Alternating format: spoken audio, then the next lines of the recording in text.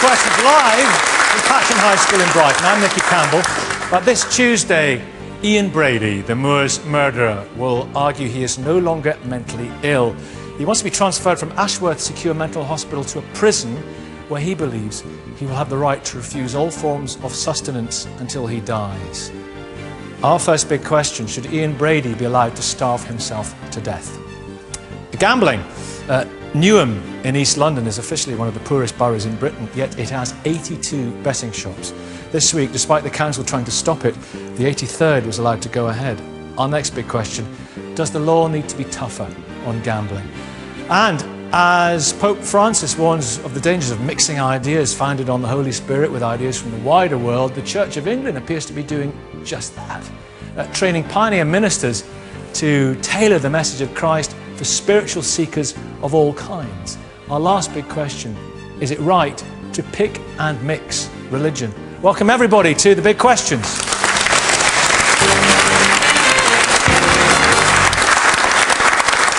Well, Ian Brady was jailed for life in 1966 for the murder of 12-year-old John Kilbride, 10-year-old Leslie Ann Downey and 17-year-old Edward Evans.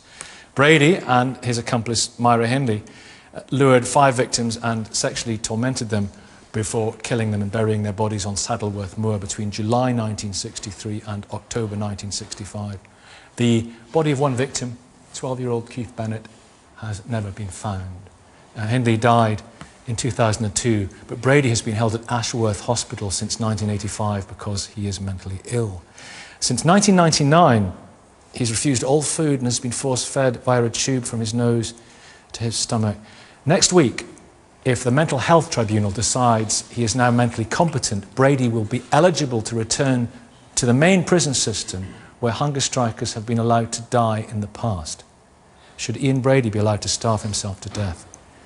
Well, David Cohen, Keith Bennett, his mum Winnie Johnson, she died last year. I mean, you represented her, and I remember interviewing Winnie. Met her over the years, extraordinary woman, a lovely, lovely person. But there's such sadness, obviously, such tragedy. I remember interviewing her then, and it must be 1988, and she was going to write to Brady, and she was going to write to Hindley. She was looking for answers. None have come from Brady, and none ever will they? It's part of his control, isn't it? Yes, he is a control freak. It was very interesting that in 2006 I went on television publicly and appealed on behalf of Winnie Johnson. I was a solicitor at the time, for Brady, in fact, to meet with me. And I went along to Ashworth and I met him on 2 occasions with my wife, and I played the role of a hostage negotiator. Now, many of you may criticise me for, in fact, negotiating with somebody who committed some of the most heinous crimes in the 20th century. But this was truly a hostage situation. And it's so sad that before Winnie died, she didn't have that closure of being able to give a Christian burial to her son. She was buried with Keith's glasses, wasn't she? Yes, that's so sad. So I think I was justified, in fact, in negotiating with him. I had the blessing of the Greater Manchester Police and also the Home Office. Yeah. I had 2 meetings with him, but unfortunately it didn't work out. And I think when it didn't work out, he lost his last opportunity to have that one human right, that is to dictate how he should die.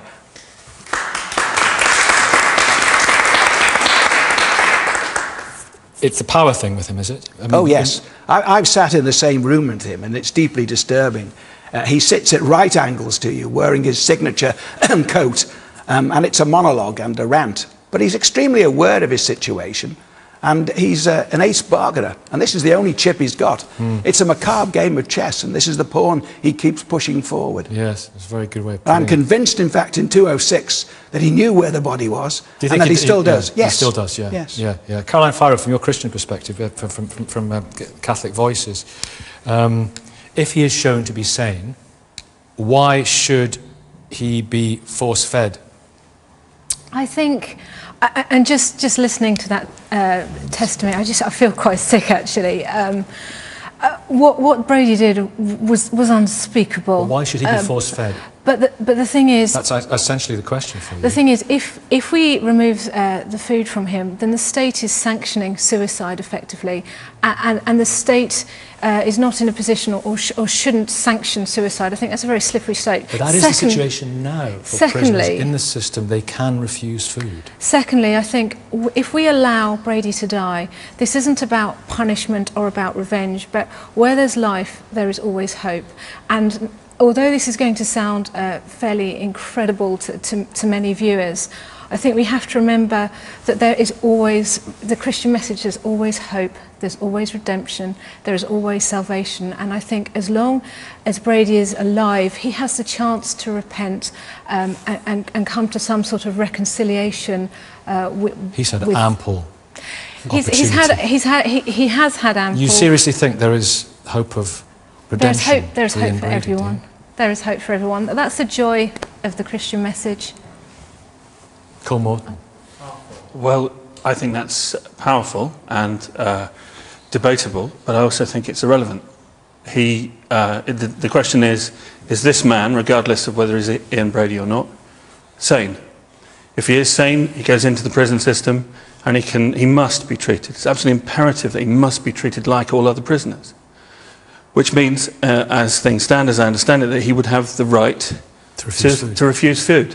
If he's not sane, he needs to stay where he is.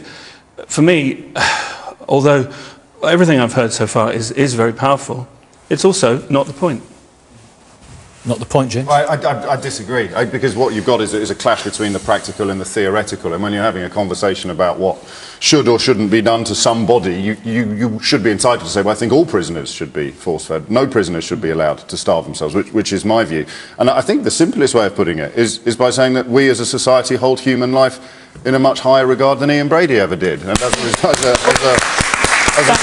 direct result of that, we don't take it away. And also, I think it's fascinating how two people arguing on the same side can be sounding a little callous and a little clement. It shows how grey this issue is. But what isn't grey is that justice in this country is not served by handing a multiple choice tick box along with a sentence when you hand it down. You don't get to choose your punishment when you've been convicted of murder, any more than you get to choose how many years you spend in prison. He doesn't have the right. Kevin, you believe he should have afforded the human right of being able to, on what grounds? On compassion to Ian Brady? Absolutely not on compassion, just purely on the human rights. I think there's many more than 50 Shades of Grey involved in this. And of course, this question invites us to become binary in our thinking. Should he be allowed to die? Should he not be allowed to die?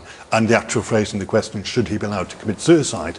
The question is, does he have rights over his own body? We don't in the UK have a justice system that says, I sentence you to prison and we own your body. We don't have that system in the UK. And so we don't say to all prisoners, when we've got your body, we're going to force feed you. When we had Myra Hindley, who died from heart complications following a chest infection, we didn't say, we're going to wire you up and keep you alive and keep your vital systems going ad infinitum, so because we can. If a young prisoner on remand hangs himself and a prison guard comes into the cell and he's still alive, they should leave him there. No, absolutely not. I think we should do everything. I don't think we should promote. It's his body. So I don't think we should promote suicide. I don't think we should do anything to promote, support, enable suicide. And I think we should do everything we can to prevent it. So it should be by a mission. But exactly. But I don't think that you can say 24 hours a day, 7 days a week, 365 days a year, we're going to have so much control over you, we're going to prevent you. What we've actually done, paradoxically, to Brady, what some people don't understand is, for a child murderer, what we've actually done is we've infantilized him.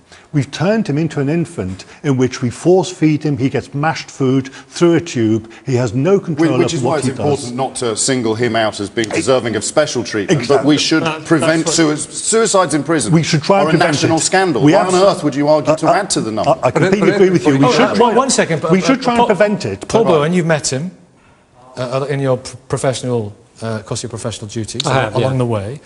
What should he have the right not, to effectively commit suicide? You don't have to agree with what he has done in order to acknowledge the fact that he should be treated in the same way as other people with human rights. You understand why a lot of people have a huge problem with of course I do. extending compassion to Ian Brady. But the trouble with that is that once you start making judgments about which rights people get to keep and whether they should keep rights dependent on what they've done, you end up with Abu Ghraib and you end up with Guantanamo Bay. have to take a very, very strong line. If you force feed somebody in circumstances where there is no medical necessity for doing so, you are torturing them. That is what the European Court of Human Rights has held. Now, if you've ever seen somebody force-fed, you would understand why that is. Well, that's not quite true, you know, because if you know anything about Ashworth, Brady sometimes feeds himself. Well, then So he's not being force-fed on those occasions, is he? Force-fed. But isn't there something important that we're missing here? Why are we arguing about Brady's human rights? What about the rights of the victims? All the people he tortured and raped and murdered. What about the families now, the living families, who have this dreadful thing hanging over them for the rest of their lives? What about their rights? I think that's fundamental. Well, Alan West, Leslie Ann Downey's stepfather, Leslie Ann, of course, lost her life as well to Brady and Hindley, and she was one of his victims. Her stepfather, Alan West, is saying, for God's sake, let him die so we can get out of this and have closure, and he's no longer there for us to think about. Do you respect that? That's a very good point, but Winnie Johnson didn't get closure, did she? So why should Brady have closure then, without in fact revealing where the body of Keith Bennett is? It's fundamentally wrong to argue that Brady was inhumane in the way he behaved, which he was, therefore we will be inhumane to him. That's not the way we work in a civilised society. It's not what we do. Do you know what it is, James? And audience in a minute, you know, some people are of the opinion that, you know, if he wants to die, we shouldn't let him. Yes, well, this is the because it's the thing that what he I mean wants. by the tension between callousness and clemency. It can sound like vengeance, but I think rights are supposed to be absolutes, and there is an absolute that supersedes all rights, and that should be, whether you're religious and you call it sanctity, or whether you're simply humane and you call it the sort of overreaching importance of human life. To help somebody take it away is against many laws in this country. Rabbi, sorry, the Article 2 put the... There is an outstanding issue. You went and tried to get this deal, and we still don't know where Keith Bennett's remains are. He still holds that. Now, in the same way as you believe that he, you know, until the day of his death, he could repent, till the day of his death, he could tell us where those remains are. And that family, sadly his mother's no longer alive, but that family, it would mean a lot to that family. And I think another attempt should be made to ask him, and it may be even a deal. You know, you can die, but you let us have that information. Surely. Well, I think morally, then that's justified in trading with such a fiend. In fact, to give him that right. But I still think it's very, very important to respect the rights of the victims. And another thing too, if we give him this right to take his own life, isn't that reversing a sentence of the courts? He received in 1966, at the hands of Mr. Justice Fenton Atkinson, 3 concurrent life sentences. And I underline the word life. So he should serve those sentences. We're not depriving him of his life. He should serve them. Paul. Once he dies, he served his life sentence, however he dies. Yes. But I'll ask you a question. Would you therefore think it's justifiable to torture him in order for him to be forced to disclose the information that he is keeping from Winnie Johnson? I don't think anybody here in this room would say that that was justified. Well, then, if he can't be tortured in order to disclose this information, what is the state supposed to do? Well, you have to earn human rights, in my view. They're not granted to you automatically. And by revealing... Jodie, I want to hear from the audience. I'll put your hand up if you want to say something. Reverend Jodie.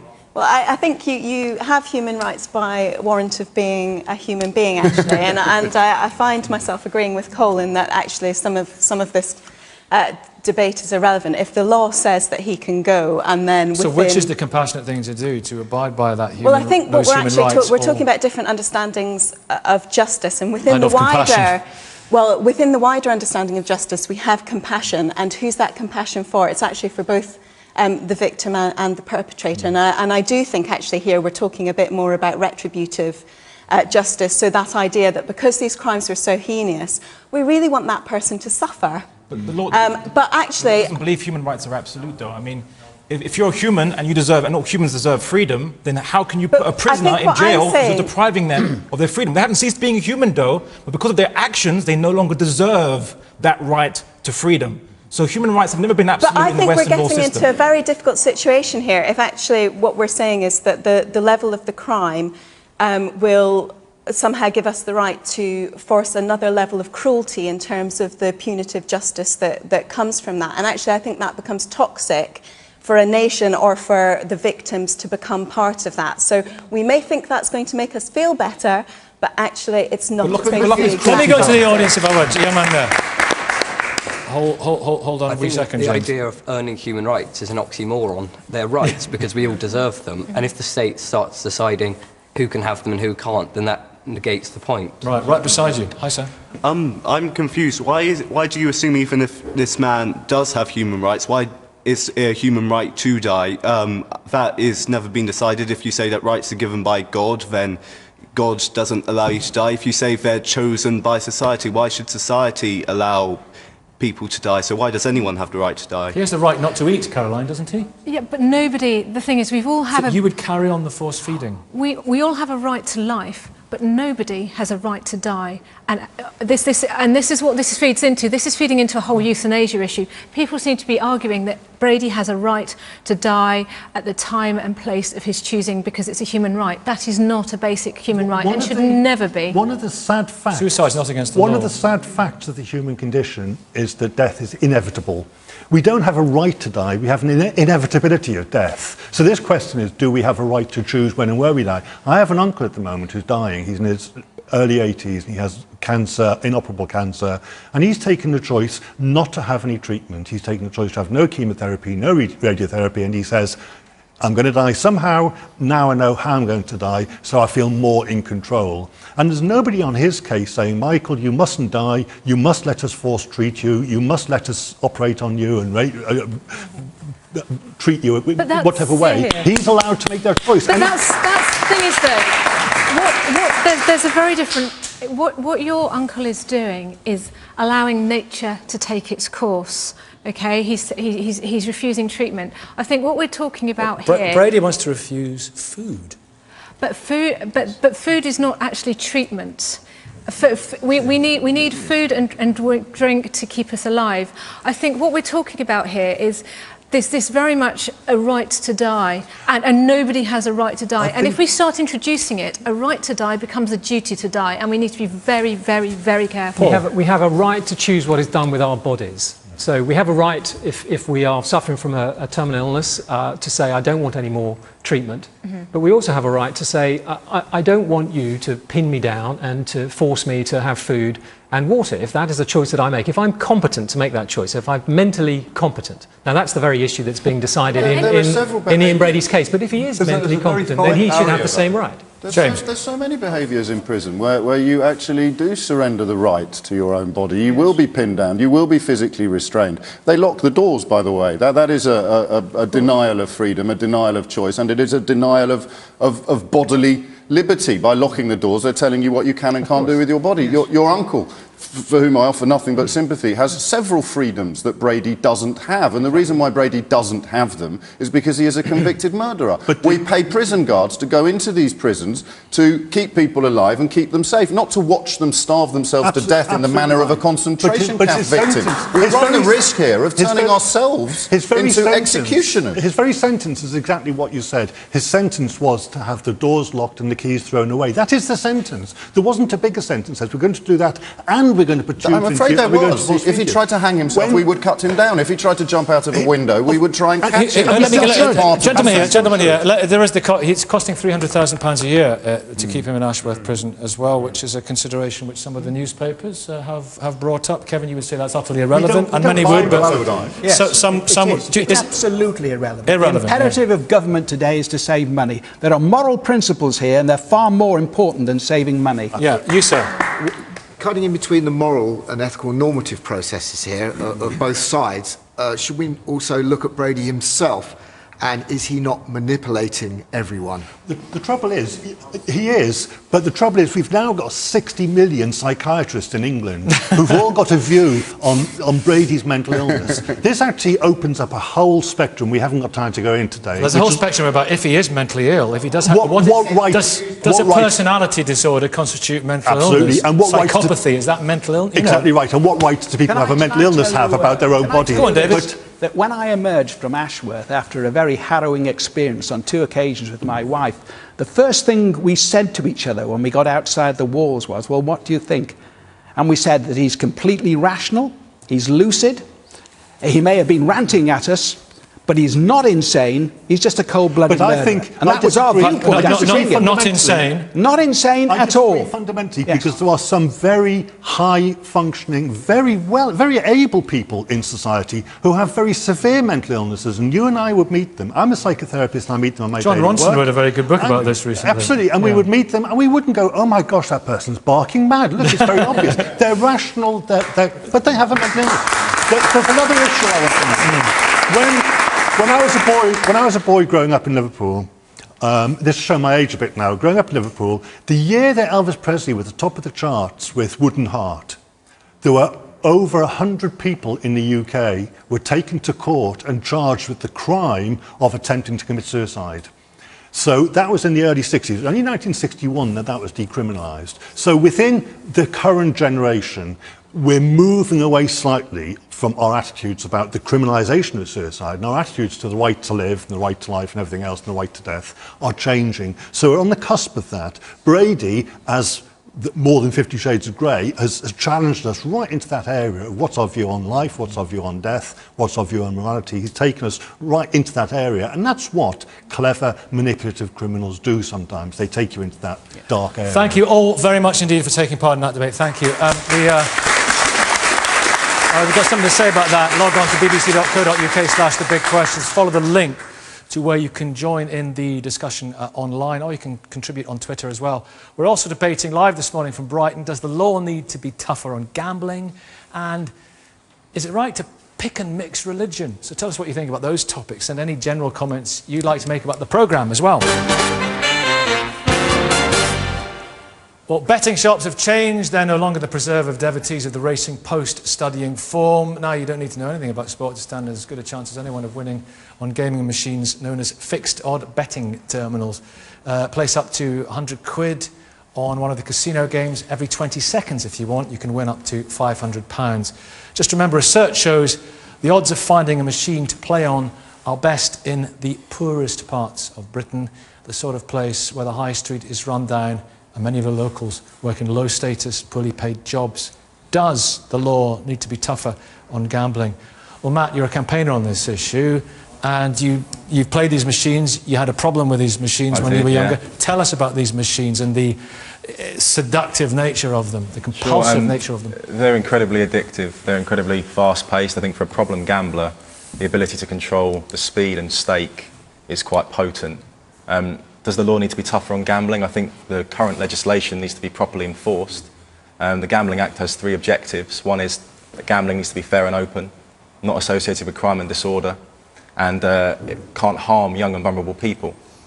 And these machines, fixed odds betting terminals, they're in breach of all 3 of those. Do you think they inevitably harm vulnerable people? Yeah, I think they're highly addictive. There's 2 pieces of secondary research on the 2007 and 2010 British Gambling Prevalence Surveys that show that they are the most addictive form of gambling.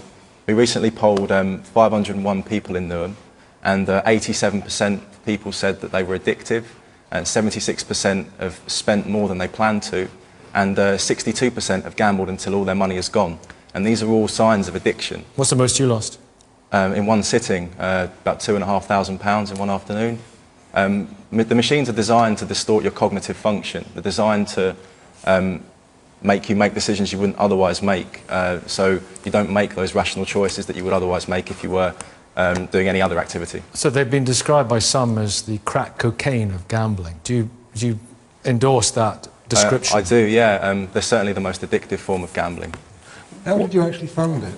I had a part-time job at the time. I was working at PowerGen. It was while I was in sixth form, so I started gambling when I was 16. Yeah, I mean, I shouldn't have been allowed in, really. And young people are particularly at risk because Professor John E. Grant, who's an addiction psychologist, he says that the brain develops back to front. It develops desires before the ability to think through consequences and control behaviour. So young people are particularly susceptible to developing a problem. Well, Christopher Snowdon, Institute of Economic Affairs, what about that description, the crack cocaine of gambling? Yes. Do you buy that? No, not at all. I mean, this was very interesting. I wrote about this a couple of months ago and looked into the origins of this phrase, the crack cocaine of gambling. It's very rare that you'll see a news reporter or read a newspaper article about these machines without hearing it said that they have been dubbed the crack cocaine of gambling. In fact, every form of gambling since the mid-80s has been termed the crack cocaine of gambling. Casinos, online gambling, scratch cards, lotteries, everything has. It's a catch-all term. So we keep finding a stronger and stronger It's never attributed to any specific person. These are pretty intense. No, 100 quid every 20 seconds, though. You know. Yeah, potentially that's your maximum stake. Of course, you can go in and put £10,000 on a horse if you want to. You can, yeah, but that's not a 20-second event. You can play in play. Well, you can go in play for a football match, and you can bet on the next yellow card, the next corner flag, next corner, and so on.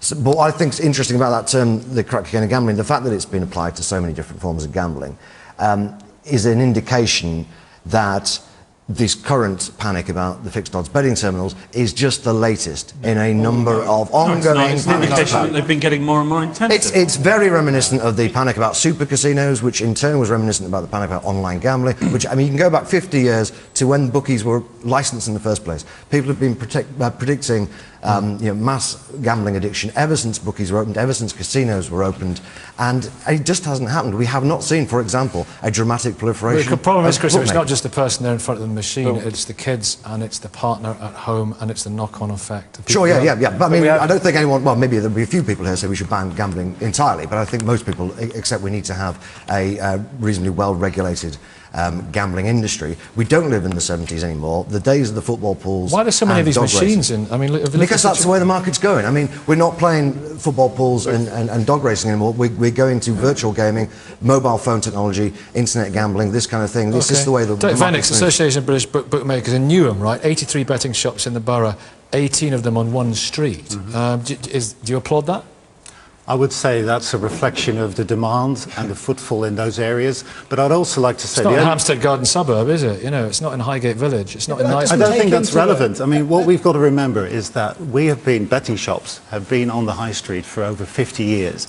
And they have been heavily regulated and socially responsible businesses, investing in those town centres, creating jobs. And we mustn't forget that they go to Newham Council and they have to get a licence. They go to the Gambling Commission and they have to get a licence. And since the Gambling Act, no licences have been revoked whatsoever.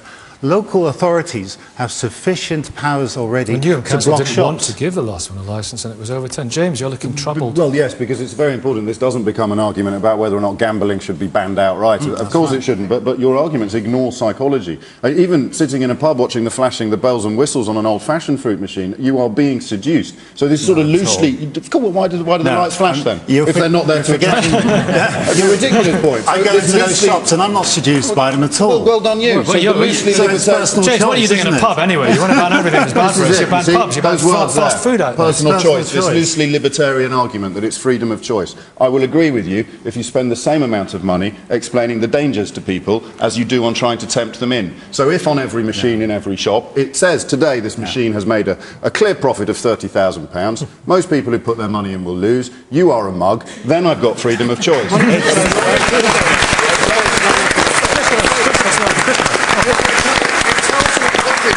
Exactly what the payout is. Not the payout. How much profit has that machine made today? They're called. Why are they limited to two? Why are they limited to two machines per shop? So now they have to keep opening. Well, okay, 4. So now they have to keep opening new shops in order to stick these machines in them. It's obnoxious. Well, if you're suggesting that they allow more machines in the shops, that would be one solution to the proliferation. I'd outlaw these machines altogether. I'm sure you would, exactly. So it's not really about the number of machines in the shop. Let's hear from Chris.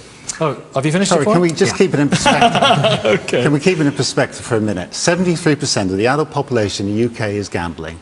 And problem gambling has remained stable and relatively low at less than 1%. That includes lottery at less than 1% for the last 10 years. Yeah. Well, we're not arguing about gambling. Can I just say, the lottery, if these things are crack cocaine, the lottery's like Ovaltine. Exactly.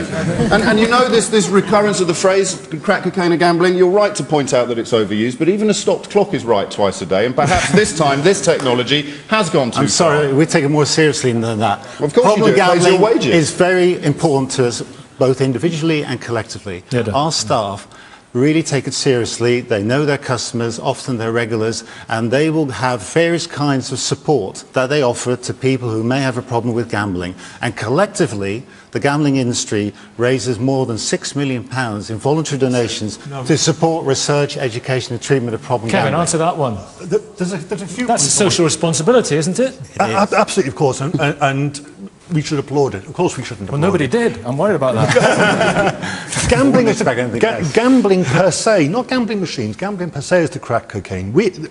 We have known since the 1950s how behaviour works, how behaviour is supported, reinforced, modified. My friend's dog, Chubby Wilson, is a prime example. If you give him a treat every so often, he'll do what you want him to do. You don't give him a treat every time, you give him a treat every so often. Skinner told us that variable rate reinforcement is the strongest way to develop and maintain behaviour, and gambling is exactly that. It's variable rate reinforcement. People keep putting the money into the machine in the hopes that once in a while they get a payout. So we lose our self-control. But there's a bigger issue about this. Nick Leeson was a professional gambler. We have built our society on bankers, on industrialists, on business people who are professional gamblers, and we applaud them. He brought Barings Bank down by gambling on what the Tokyo Stock Exchange was going to do. It's all your fault, Dirk. What other research also shows, Nicky, quite clearly, and I'm quoting from the Gambling Commission, they're saying that product gamblers will gamble on a variety of products, and it's product-led. It's person-centric. It's not product-led. It's not down to the machines. They'll play poker in the pubs. They'll go online and they'll play in betting shops. Okay, from the audience, please. A couple of points, Matt, if I may. The young gentleman here. Yeah, Morning. Hi. Hi. I think we do need to get tougher on gambling. For example, this time last year, you had Nicholas Bentler for Paddy Power, and he advertised after he scored a goal on the football game, and it's that kind of aggressive kind of ambush advertising that I think has a negative impact. Because also you look at the £10 free play, I think you can compare it to crack cocaine but even worse maybe, because no drug dealer gives you free cocaine before you have to start paying for it.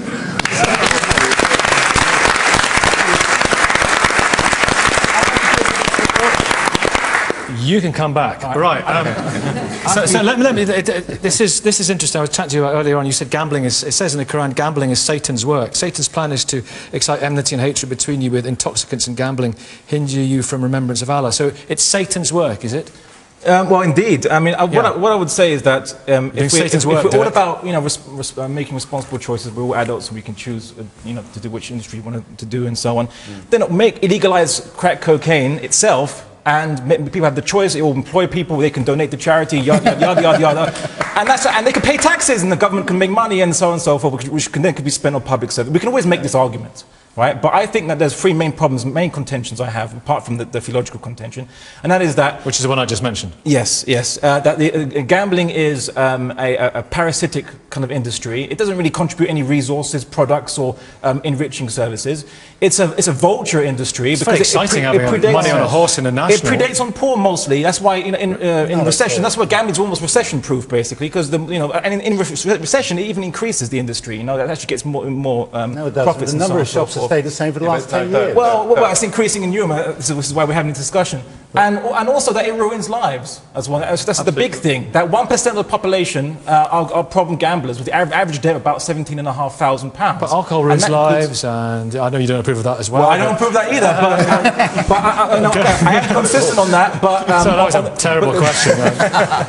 But this is for gambling. Right question, wrong guest. But there are lots of things. What about freedom of choice, Dirk? And how Mohammed can say we don't put anything back into the community, I'm really sorry to hear that, because at the end of the day, the facts speak for themselves. We support 100,000 jobs, we pay £1 billion in taxes, we are a part of the community. In Newham, we provide 400 jobs in the private You're defending areas. gambling. It's these specific rancid machines that are designed by incredibly intelligent people to get as much...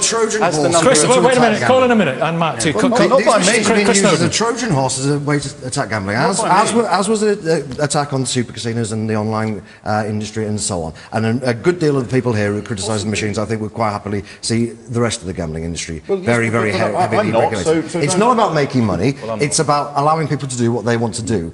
And it's a business. No, it's not. The house always wins. Not the people always win. Nothing could be better. Why do you need so many in one place? Yes, that's because, well, as you mentioned, because there's a limit on the number of machines. Why? There is. Because that was the original. Yes, but why is there, what was the rationale behind the limit? It was arbitrary. Why? Is there no limit on any other type of Actually, gambling they were machine? put on probation. Yes. And Well, there is actually. All right, hang on, wait a second. We'll go to the audience and I'll come back to you guys over here because some hands have shot up. And there's a lady here in a yellow. There we are. Good morning. Good morning. Hello. I could not believe this gentleman said that gambling is good for everyone. It's a freedom of choice. I myself am personally affected. My father was a gambler. We lost one home, one house. We were made homeless. And that I never forgive my father for that. Affected our whole life. How can you glorify gambling? I just could not believe what you said. Thank you for that contribution. Hello. Hello. My experience is similar to the last speaker because my father was a gambler back in the 50s and 60s. And it affected our family life tremendously. But later on, he ended up working in a bookies, and then he realised what a mug's game it was. And he seeing it from the other side, seeing it from the other side, and all these hundreds of people losing money. And I think it's But the thing is, look, most people do it without a problem. Absolutely right. Most people do it. Pubs, I have no problem with pubs. Most people go to a pub, have a drink without a problem. But some people become alcoholic, and we have some systems and rules in place to deal with that, and there's some specific sanctions. I don't think we can talk about gambling, though, without talking about Ollie Scott. I just want to mention Ollie Scott very briefly, a young man of 18 in Birmingham last year who committed suicide. And he committed suicide because he had payday loans that he'd taken out, which is the scum of the earth. He'd taken out payday loans to support his gambling addiction. Now that's what the gambling, and that was down to online and machine gambling, and it was so fast, so uncontrollable. He saw it as invisible money. He ended up at the age of 18 killing himself. When we talk as a compassionate, civilised society about gambling, and should we control gambling, we should look at Ollie Scott and say, without a doubt, we definitely should. Why don't we sorry, Matt, I promised to come to Matt. I might say that most people that gamble don't have a problem. Yeah. But that's if you include... You don't want to ban gambling, do you? No, not at all. That's if you include the lottery and once a year on the Grand National. Yeah. But really what we want to know is how many people who play these machines have a problem with them. Now, the last Labour government, to be fair... like to focus on these machines. They might have legitimised these machines in the Gambling Act, but they put them on probation and they said that there might be a problem, there might be some evidence that these machines are addictive that might surface in the near future. So they put a power in the Act to reduce the maximum stake without primary legislation. That evidence is evidence we have. Professor Jim Orford has estimated that 23% of profits in 2010 from these machines came from problem gamblers, and that's £1.4 billion they made. Pareto principle. That was a meaningless survey. It's based on a sample 25. It wasn't. We mustn't forget there's been surveys done since the Gambling Act came into force, and they clearly say that machines do not cause problem gambling. Do you want to look at our survey? Because our survey says that the average bet per spin in Newham, one of the poorest London boroughs, bearing in mind this is every 20 seconds, is £17. The average cash inserted into the machine is £55. 1 in 5 people in Newham are putting in over £100 a time. That doesn't necessarily make them problem gamblers. Well, that suggests to me... Wait, let's hear Dirk's response. It doesn't necessarily make them problem gamblers. Someone who puts on a £2 stake could have a problem with gambling, while someone who puts on £100 will have no problems with gambling. You've got to keep it in perspective. You've also got to look at the survey from the Gambling Commission itself. In 2009, we had 2.5% of people playing on machines. It's dropped to 1.4% in 2012. Cole, we haven't heard from you on this. Well, I'm not against gambling, and members of my family are involved in the gambling industry. But I have to say to you, face to face, if people were putting the same amount of money into a bookmaker's hand and making the same bet every 20 seconds, would they be betting as much? No, they would not. The reason why people get in trouble with computers and the internet, and they get in trouble with gambling... Stop shaking your head at me, it's true. The reason why they get in trouble with gambling machines and the internet is because there is no personal interaction involved. No. We see this in porn, we see this in crime, we see this in gambling. You do things online and with a machine that you would not do if someone was standing behind you or you had to give the money to a bookmaker, and you know that's true. The facts are... Last answer. The facts are the average spend in terms of time is 40 seconds, and the average spend in terms of money is £10. You put the machines in to make more money. Keep it in perspective. OK, That's thank you all I'm saying. very much indeed. Thank you very much for that, everybody. You can join in. Log on, bbc.co.uk, the big questions. Follow the link to the online discussion. Send us your views about our last big question too. Is it right to pick and mix religion? This is the final show of this series. But we'll be back in January 2014, so you can email audiencetbq@menton.tv if you'd like to be in one of our audiences next year.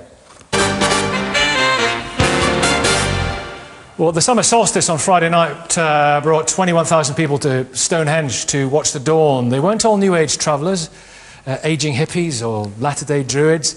There were many Christians there too, people from other mainstream faiths seeking something spiritual amidst the crystals and the tarot cards. Is it right to pick and mix religion? Rabbi Eli, to an extent, having thought about this, I mean, religions pick and mix religion, don't they? Because there's lots of the, there's lots of the Bible and the Quran, there's lots of the Torah in the Bible, and who knows what other, pre-Christian, pre-Jewish myths were involved as well. I think unless people are living in closed authoritarian communities, they are free to choose. We live in a modern world, individuals have the power of choice, and they are making choices. And even within a religion, not everybody does everything. They choose the things that are meaningful to them. And it's really about meaning and a search for meaning. Edit out the stuff you don't like as well. Absolutely, but it's about a search for meaning. And in fact, what we should be doing is being actually quite uplifted by the fact that people are on searches and they're interested in exploring different things because they're searching for meaning in their lives. And they may find that there are things within their own traditional community. A Jew might find that a lot of things in their own traditional community, but they may find things that are not. They may find other things that are needed. For example, more contemplation. There are a lot of Jewish Buddhists. Right. People who are Jewish, but they're also interested in Buddhism. If people are genuinely open and interested in spiritual matters, why wouldn't they explore other religious paths? But then you've got which also those hold people in North London, you've truth. got those Jews for Jesus, and they have nothing but contempt from the Jewish community there. Well, the issue of Jews for Jesus is slightly different, only because because if people believe that Jesus is God, then that obviously is contradictory to the idea that there is only one God. So it's picking and mixing to an extent. Well, to an extent, but what I'm talking about is not Jews for Jesus. I'm talking about people who are genuinely trying to find not another place to put themselves in a pigeonhole. Yeah. People who are genuinely interested in exploring and finding out what do different Christians believe, what are Muslim beliefs. They want to read the Quran. They want to find out, not just being in a closed position where I'm only going to believe in what I've been told to believe. Can you be a Christian and believe in reincarnation? I hope that people will come along to the interfaith session this afternoon that's happening at the Church of the Good Shepherd in Dyke Road. It's going to be busy now. Jane Hindu speaker and myself, and also a Quaker speaker talking about getting towards truth. Caroline Farrow. I mean, people would argue God goes way beyond religion, and religion is kind of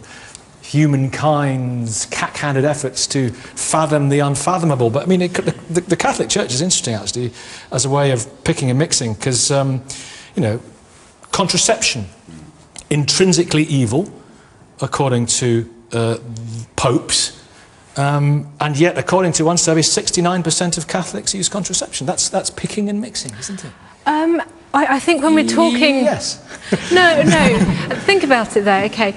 The reason why pick and mix, it's called syncretism, picking and mixing different elements. What is religion? It's not about us. It's about a search for meaning of life and God and truth.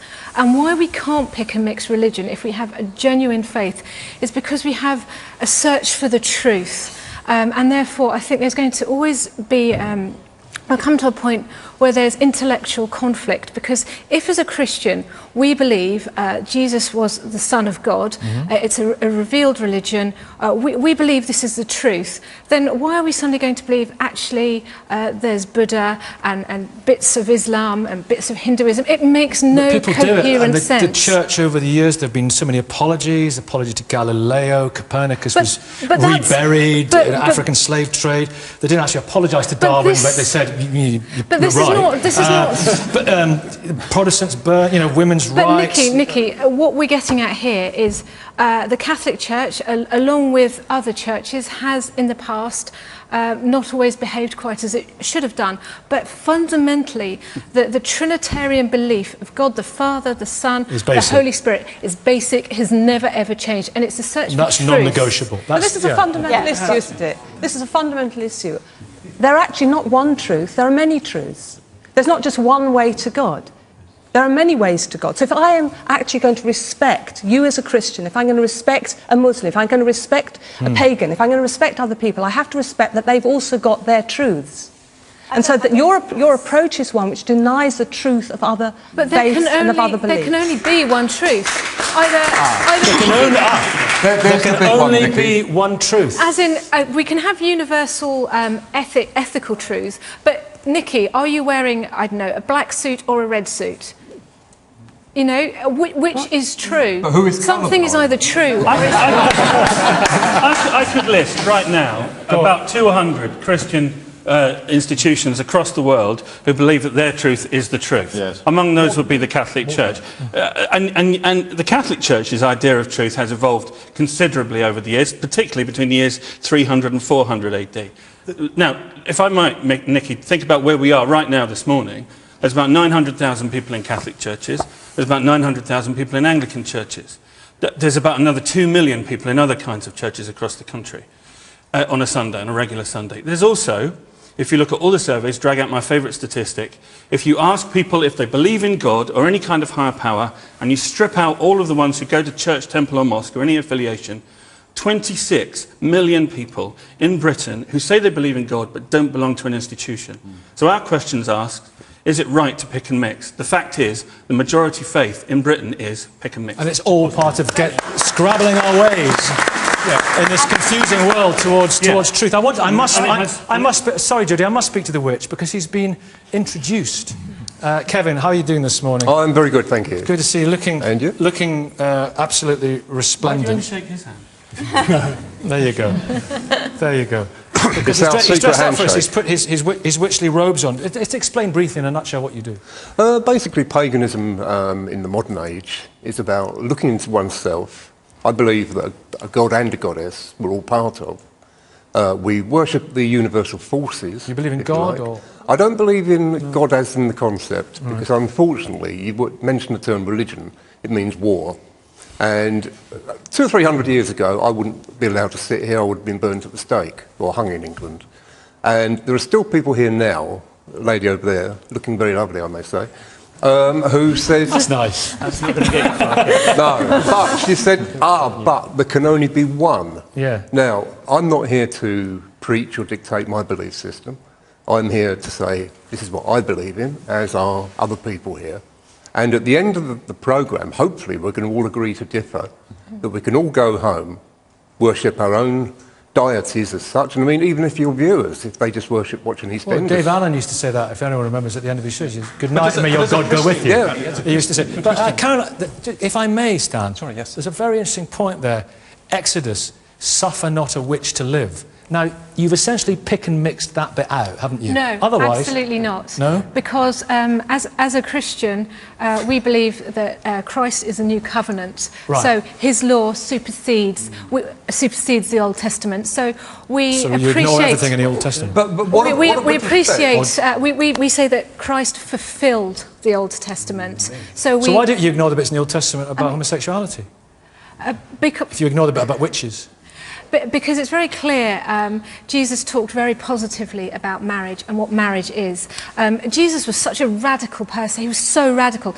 If Jesus wanted, people say, well, Jesus never talked about homosexuality. Jesus had supernatural powers. But if Jesus... Jesus was also Jewish, by the way. If Christ wanted, and I don't mean this in any sort of pejorative sense, but if Christ, wanted to set out a vision of sort of homosexuality, he would have done so. What did he say about witches then? Why did he not? Did he absolutely invalidate the witch thing? Christ came and Jesus is gay. And possibly. No, Christ came and he said, love one another. Your two main commandments are to love the Lord your God with all your heart and soul, and stemming on from that is to love your neighbour as yourself. Absolutely. But what if your neighbour's a witch? That's right. If your neighbour's a witch, what do you do? Let's bring Kevin in and James, go on. I think very early on you said something that I think goes to the heart of this. And this is the arrogance of organised religion in saying we have the truth and we're in search of the truth. Critical thinking and rationality says what you want to do is develop your own morality, an appropriate morality for the society within which you live, and you search for that in different places. Pick and mix is great, but religion is bigger than Woolworths. There's 4,200 identified religions in the world today, 4,200, and that's not to mention the cults of Zanu, the intergalactic warrior, and people like that. I'm coming on to that in a minute. There's 4,200, and what we've done, organised religion is the history of organised religion is schism. It's split. For a while we're together, then we split, and then we split again. Because okay, Jodie, is it all right to pick and mix a bit of this, a bit of that, a bit of a Jewish, Buddhist, a Christian, Hindu? Well, I think that sort of lacks integrity, actually, and understanding what actually faith is. So I think on the one side, you can't all be right. Say, no, and I would say, why is searching for truth seen as a bad thing? I mean, it doesn't have to be exclusive, so that's different to what you're saying. Yeah.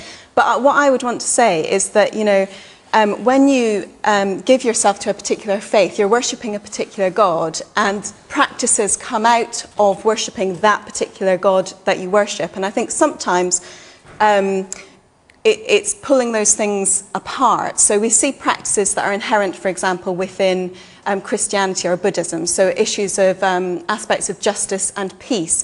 And people look at those practices and say, yes, I'd like to shape my life around those are good things, those are things I want to do. And they sort of then paste together that they're this sort of somehow Christian and somehow a Buddhist. But actually, if we look back at what their beliefs are that feed into those practices, those are quite different things which are mutually exclusive. But actually, that's not to say that you can't learn and you can't affirm that in another person.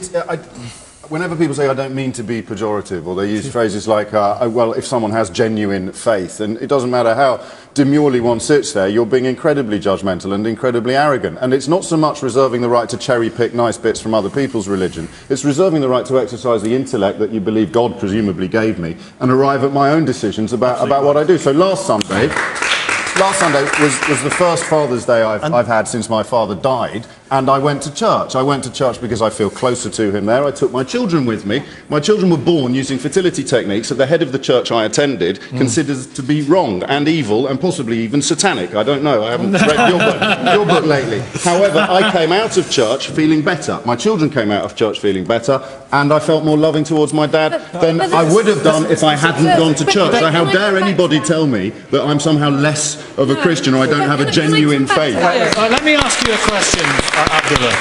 Right, you think the Quran is the word of God? I'd be fascinated to know the answer to this question.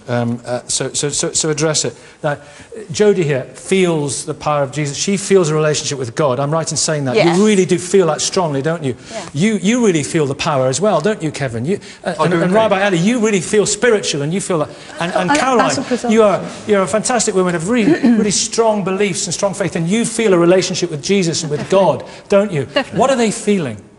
Well, I think there's a difference between truth and sincerity. What are they? What experience are they having? A person can sincerely believe on what their belief is the truth. Just because they do that doesn't mean it's necessarily true. It might be, it might not be.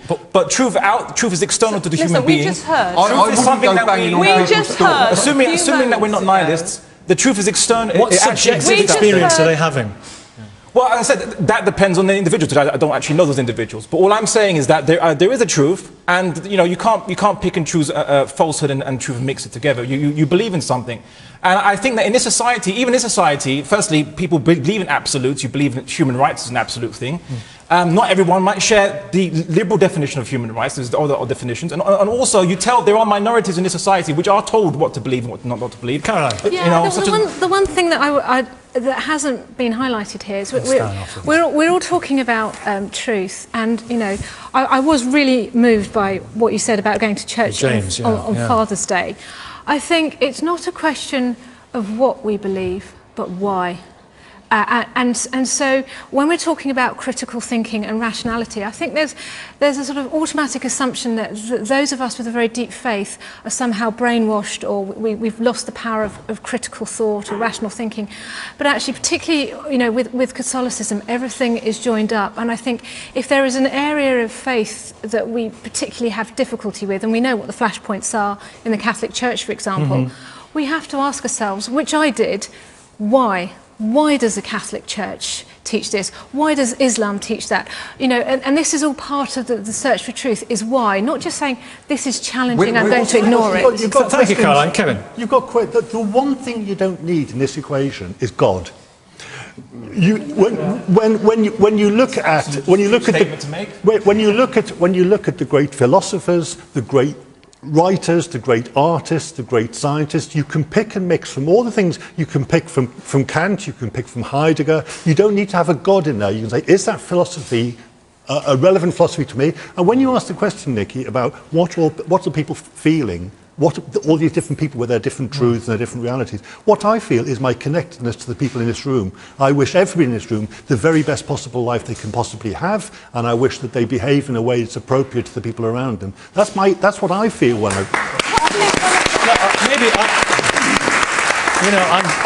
I'm tempted to bring in Durkin from the British Bookmakers Association. Which is what are the odds here? What's the best bet? Sorry, Cole, you wanted to come back. Well, only to say this, that we have, again, you know, at least half a dozen different versions of truth around this meeting. But what's happening in the nation out there is that there are all these people who don't belong to any of these particular affiliations, who are making their own way and trying to work out their own understanding of what they consider to be a higher power somewhere out there. That's fine. But what James says puts his finger on it a little bit, because what those people lack, what we lack, is community. We look for community in other ways. James found it when he went to church that day. Other people find it in organisations like the Scouts, the Guides, whatever. But also in their local club, in charities, the way that they subscribe to charities. Political parties, football clubs. Yeah. So people are looking for community and improvising an alternative to the community that they once found in their religion, their default religion. Okay, so actually, really, there's no point in the half a dozen people in the marketplace shouting louder and louder to say, I have the certainty, because people are not particularly interested in that. What they want to do is be able to mediate their own experience of God. Let me come to Stan. Is it okay to pick and mix religion, do you think, Stan? No, it's not. The problem that certainly what Christians think is that the problem that we have with this is that the person of Jesus. Because we seek to follow Jesus. Jesus came, as the rabbi said, saying that he was God. He was God come among us. Not only that, but he said, I am the way, the truth, and the life. No one comes to the Father but by me. So now, will God punish you for picking and mixing? Well, what Jesus says is that the Bible speaks of humanity in terms of being lost. In terms of when it comes to eternity and life after death, that we can't find our own way there, and that's why Jesus came, to show us the way there. Now, if you're lost, the way is through Jesus. If you're lost and someone says, "Let me show you the way," then you follow them. Now, if you decide halfway that you're going to go somewhere else, that's the decision. I'm so sorry. You have had the last word. Maybe that was divine intervention. Who knows? Thank you very much for watching this series. We'll be back in January. It all goes on Twitter. Have a great summer.